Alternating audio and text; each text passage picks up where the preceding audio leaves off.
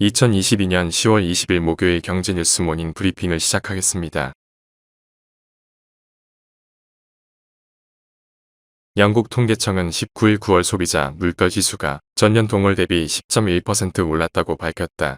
이는 시장 전망치를 소폭 웃돈 수치로 지난 7월과 같다.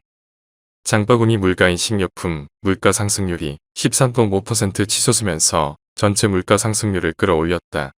이는 지난 1980년 4월 이래 최고치다. 변동성이 심한 에너지와 식료품을 제외한 근원 소비자 물가 상승률도 6.5%로 지난 8월보다 소폭 올랐다. 영란은행은 다음 달 1일부터 보유 자산을 매각해 시중 현금을 흡수하는 양적 긴축을 시작한다고 이날 발표했다. 다음 뉴스. 한은은 19일 발표한 향후 수출 여건 점검 및 경상수지 평가 보고서에서 향후 1년간 주요국 성장률은 금융위기 시기보다는 양호하나 유럽위기와 중국 둔화 시기에 비해 크게 낮을 전망이라며 이에 따라 향후 우리 수출은 부진이 지속될 것이라고 밝혔다. 미국, 중국, EU 경제 성장률을 분석한 결과 향후 1년간 주요국 성장률은 2.5%로 2008년 금융위기의 2.9%보다는 높고 유럽 최종위기 4.7%, 중국 성장 둔화기 4.5%에 비해 크게 낮을 것으로 전망됐다. 이에 따라 향후 우리 수출 역시 타격을 받을 수밖에 없다. 과거 우리 수출은 주요국 일부의 경기가 부진한 경우에도 상당폭 둔화된 바 있다. 다음 뉴스. 서울 강남 재건축 아파트의 상징인 대치동 음마 아파트의 정비계획안이 19일 서울시 심의를 통과했다. 이에 따라 1979년 준공된 최고 14층 28개 동 4,424가구의 음마 아파트는 최고 35층 33개 동 5,778가구로 탈바꿈한다. 이날 음마 아파트 정비계획이 서울시 심의를 통과함에 따라 서울의 다른 주요 재건축 단지들에도 긍정적인 영향을 미칠 것이라는 기대감이 나온다.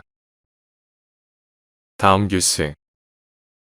19일 한국은행과 통계청에 따르면 8월 예금은행의 저축성 수신금리 2.98%에서 소비자 물가 상승률 4.4%를 뺀 실질 금리는 마이너스 1.42%다. 은행의 예적금을 새로 들었다면 물가 상승분만큼도 이자를 받지 못한 것이다.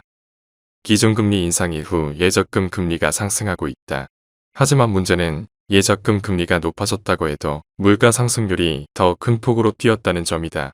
당분간 5에서 6%대 고물가가 계속될 것으로 관측되는 만큼 올해 연간 실질 금리도 마이너스로 집계될 전망이다. 다음 뉴스. 미국을 따라가지 않는 통화정책 역주행으로 엔화값이 폭락하면서 인플레이션 공포가 일본 열도를 덮치고 있다. 이 같은 물가 쇼크는 일본이 1990년대 이후 30년간 경험하지 못한 것이다. 식품 외식 기업은 가격 인상을 발표하고 있다. 일본의 유명 소고기 덮밥 체인업체인 요시노야는 이달 1년여 만에 가격 인상에 나서 덮밥값을 20엔 안팎 올렸다. 회전 초밥 업체 스시로도 1984년 창업 이래 유지하던 접시당 최저가 100엔 전략을 이달 포기했다.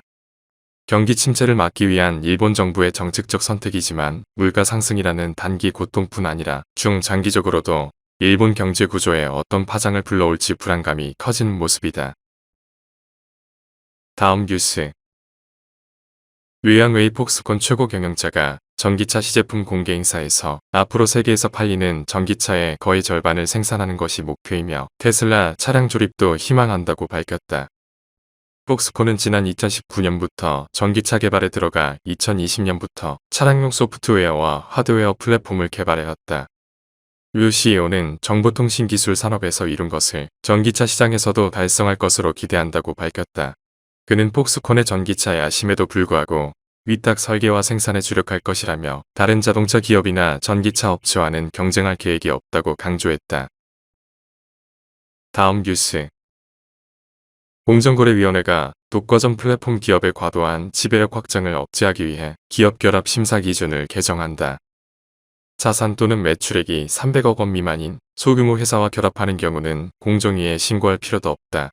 하지만 개별 사례만 놓고 보면 경쟁 제한성이 없더라도 플랫폼 사업자가 여러 시장에 걸쳐 복합 지배력을 갖는 결과를 낳을 수 있어 대비가 필요하다는 지적이다. 카카오의 계열사는 올해 5월 1일 기준 136개로 1년 전보다 18개 늘었다. 4년 전인 2018년에 1.9배다. 네이버의 계열사 수도 54개로 4년 전보다 9개 늘었다. 다음 뉴스.